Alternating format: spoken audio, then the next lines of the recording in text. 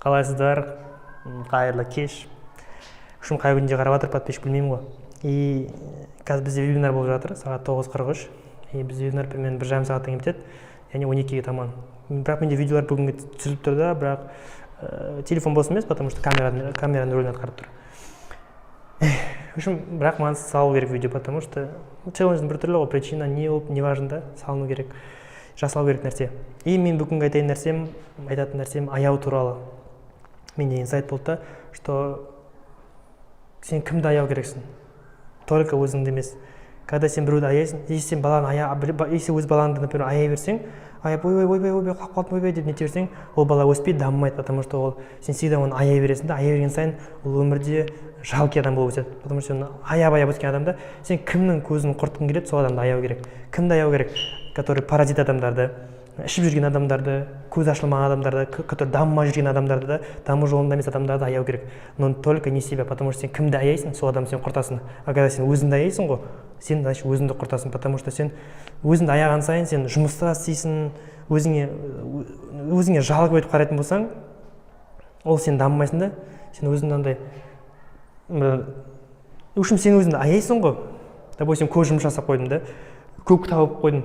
Ондай нәрсе болмайды. Когда іс әрекеттен тақалғанда, ол шамамен ойнап жүрейін деген сияқты, көп жұмыс істеп қойын деген, ондай болмайды. Наоборот, сен жұмыс істе, өзіңді вообще аяма. Аяма дегенде жұмыс жасайсың, потом оған, соответственно, оған подарка бересің, ол нәпсіңе. Вот сол нәрсе жасау керек. Бірақ сен жұмыс кезінде көп жұмыс жасап қойдың, ештеңе болмау керек айттым ғой. Вот, аямау керек.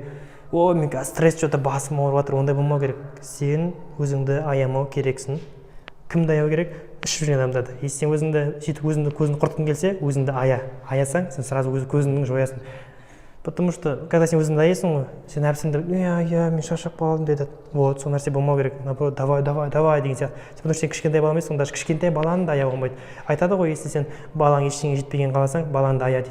Допустим, Алматыға өзінің балдарын жүреді да, балдарын жүргеннен кейін, ой, балам қалайсың деп бір күн сайын звондайды да, жылайды, типа, балам өмір сүріп жатыр. Ая берген сайын бала зона комфортыға мамасына қарай келгісі келе береді. Потому что баланы жүре салу керек, баланы жүрге салған. Допустим, мынандай да, миллиардердің көп балдары, миллиардерлар, ақшасы бар адамдар. Айтады, мен папама, мамама ризамын дейді да. Солар мен неге істеген дейді, я благодарен дейді да.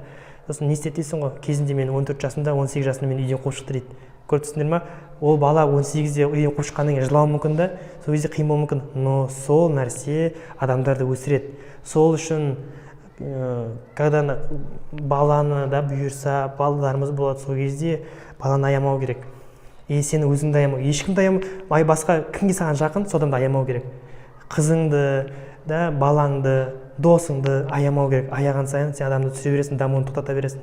Сол үшін аямаңдар. Баласы, орыстардың көп балдары, көп миллиардер балдары, мен папама ризамын деді. Мені боқтап 18 жасында мен үйден қуып шыққан, бар дамы, бар Москваға кетті деген сияқты. Түсіндіңдер ма? Бұл жерде суйтты. Адамды аясаң, өспейді адамдар. Кім аяп жатыр? Қазір ол үйлерінде мамалармен тұрып жатыр. Түсіндіңдер ма? Потому что мамалар оларды аяп жатыр. Сол үшін аямаңдар. Өздеріңді тем более аямаңдар. Вот бүгінгі әңгіме. Өздеріңді аямаңдар, көп жұмыс жасаңдар. Көп жұмыс жасап қойдың деген вообще әңгіме жоқ. Бірақ именно 30 күннен кейін, 30 сырға жеткеннен кейін саған әпсі осы нәрсені беремдендер болды. Потом жетесіңдер, потом сол күні кайфовать етесіңдер. Так что давайте будем работать как в аду, чтобы жить как в раю. Давайте.